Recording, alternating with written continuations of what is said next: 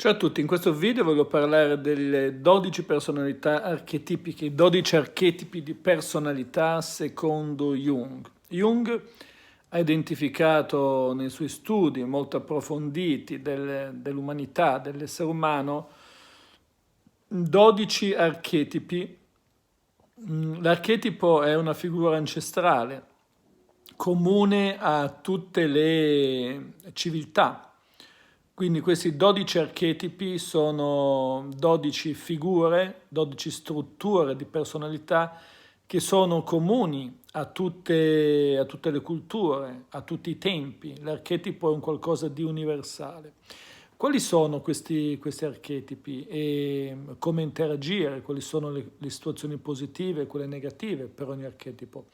Allora, troviamo il primo archetipo è il saggio. Il saggio è una persona che ha una corretta visione della realtà, si basa su dati reali, si basa su fatti, si basa su situazioni contingenti, reali.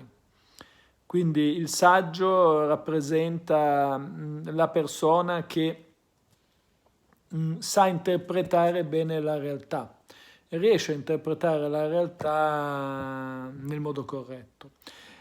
Dobbiamo tenere presente un fatto che talvolta il saggio può, diciamo in alcune circostanze, perdere il controllo della situazione e da saggio diventare una persona che entra in uno stato delirante, cioè la negatività del saggio è quella di credere, di credersi infallibile, di credere che è una persona al di sopra di tutte le parti. Riconosciamo il saggio dalla pacatezza con cui parla, dalla chiarezza dell'esposizione, dall'analisi dei dati, soprattutto dall'analisi dei dati, perché il saggio si basa poi su dati concreti, fa vedere diverse prospettive della realtà. Troviamo poi come secondo archetipo quello che viene definito l'innocente. L'innocente è una persona che potremmo dire un po' sprovveduto, volendo, però è una persona che bada molto a godersi la vita, è molto interessato alla vita, all'aspetto edonistico della vita e in alcuni casi potrebbe essere definito superficiale. È un po', diciamo, il contraltare del saggio, mentre il saggio si basa soprattutto su situazioni reali, pianifica, definisce. Il saggio ha queste caratteristiche, mentre l'innocente ha proprio la caratteristica di godersi la vita in modo semplice. Potrebbe essere definito un po' un sempliciotto, tra virgolette, però è una persona che sa comunque godersi la vita, viversi l'emozione, una persona prevalentemente emotiva. Spinta all'eccesso poi si tramuta in negatività. Ognuno di noi dovrebbe diventare un po' innocente ogni tanto e diventare un po' saggio ogni tanto. Queste caratteristiche, questi archetipi non sono scritti nella roccia, anzi dovremmo imparare, siccome fanno parte del serbatoio di memorie universali, sono accessibili a ognuno di noi. Quindi ognuno di noi dovrebbe ogni tanto avere la forza di diventare innocente, viversi la vita semplicemente per quello che la vita offre. Abbiamo poi un'altra situazione che è l'esploratore. L'esploratore sono quelle persone, ad esempio, che amano spesso viaggiare, amano essere sempre in viaggio, hanno bisogno di stimoli nuovi, detestano la vita sedentaria, amano quindi viversi dell'emotività, sempre in tensione emotiva fondamentalmente, perché se non sono in tensione emotiva non sono contenti, quindi amano queste situazioni di emotività, amano queste situazioni di tensione. L'esploratore vuole sempre conoscere cose nuove, è curioso, curiosa. È ovvio che anche questo può essere positivo, ma come dire, se un esploratore accentua eccessivamente diventa dispersivo perché non riesce mai a trovare la solidità, non riesce mai a trovare la stabilità, non riesce mai a trovare una situazione in cui si trova a suo agio, in agio con se stesso, quindi è positivo fare gli esploratori, ma è anche positivo come dire, essere più sedentari. Dipende, insomma, e in alcuni casi dobbiamo saper usare anche questa tipologia, non esserne mai succubi, mai schiavi. Abbiamo poi la quarta tipologia che è il governante. Il governante è un po' il leader della situazione, una persona che vuole controllare, è quello che nell'enneagramma viene definito il tipo 8, il boss, il capo. Insomma, utilizza il potere, va alla ricerca di potere ed è condizionato dal potere. Se spinta all'eccesso può diventare eccessivamente dittatore, eccessivamente punitivo verso il prossimo, insomma. Spesso hanno una conflittualità col padre, quindi il padre rappresenta il totem, diciamo, da cui sono abbastanza succubi. Poi la personalità 5 è la personalità del creativo, del creatore, colui che crea, ecco l'artista, la persona che ha bisogno sempre di esercitare la fantasia, ha bisogno sempre di viversi in modo fantasioso, di viversi le situazioni in modo positivo. E il creativo o il creatore ha questa caratteristica e quindi vuole sempre essere una persona in grado di produrre nuove cose, insomma, ha la curiosità, all'arte e spesso però, ecco, la caratteristica si sente al di sopra degli altri. Crede che questa sua dote di creativo sia qualcosa che lo rende diverso dagli altri e quindi talvolta hanno un po' il delirio di onnipotenza nell'eccezione negativa. Abbiamo poi il custode è quello che custodisce, diciamo, le altre persone, quindi si prodiga, un po' con la sindrome da crocerossina, cerca di trovare persone problematiche. Ecco qua la figura di riferimento è la figura materna, l'archetipo della madre.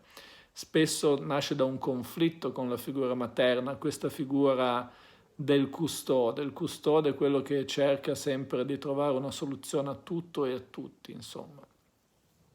Nell'eccezione negativa sono persone che si agganciano a chi è pieno di problemi fondamentalmente. E poi abbiamo la figura 7 che è il mago. Il mago rappresenta un po' una figura che può essere positiva o negativa. Al positivo il mago è colui che ha l'energia vitale, l'energia della magia, interessato all'occultismo, interessato al trascendente, interessato all'esplorazione spirituale. Però al negativo diventa, come dire, la magia bianca si trasforma in magia nera, quindi il mago diventa una persona dominata non dal voler fare un percorso di crescita, ma diventa dominata dai veleni mentali, quindi il mago diventa guidato dall'invidia, quindi questo è la negatività, però rappresenta comunque l'energia vitale, l'energia dell'universo. All'ottavo posto abbiamo l'eroe, l'ottava personalità non è opposto, non è una classifica, l'ottava personalità è l'eroe, l'eroe rappresenta l'eroe immacolato, senza macchia, colui che l'idealista, che per un ideale è disposto a immolarsi, comunque ha una mission davanti e l'obiettivo è quello di portare avanti questa missione, portare avanti questa situazione. Quindi l'eroe è un po', insomma, sono un po' persone che abbiamo dentro di noi, anche la capacità di martirio, se vogliamo. L'eroe ha questa caratteristica, sacrifica se stesso o se stessa in nome di una missione. Poi abbiamo il numero 9, è il fuorilegge. Il fuorilegge è la trasgressione per eccellenza. È la persona che vuole trasgredire, che vive di trasgressione, che si nutre di trasgressione, che ha la trasgressione nel sangue. Il fuorilegge rappresenta la quintessenza della trasgressione. Anche qua è positivo perché trasgredire ci porta verso nuovi lidi, ma se diventa eccessivo diventa sregolatezza, diventa nefandezza, diciamo così, e quindi bisogna regolare un po' questa parte. Abbiamo poi un'altra situazione importante che è l'amante.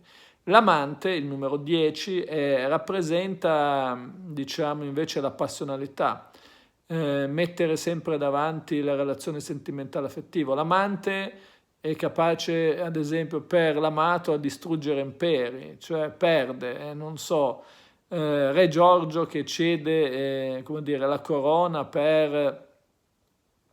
la corona per per poter finalmente coronare il sogno d'amore. Ecco, i sentimenti sono al primo posto, sono mutevoli e quindi tutto ruota intorno all'affettività da un certo punto di vista.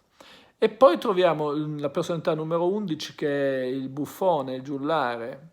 Anche qua è una personalità, diciamo, goliardica, tendenzialmente molto estroversa, che fa ridere, ha sempre la barzelletta pronta, ha sempre la battuta pronta, ha sempre, diciamo, situazioni in cui vuole far ridere e questo è un po' il suo meccanismo di difesa. Appare spesso superficiale, basato soltanto su situazioni superficiali, vive superficialmente la vita.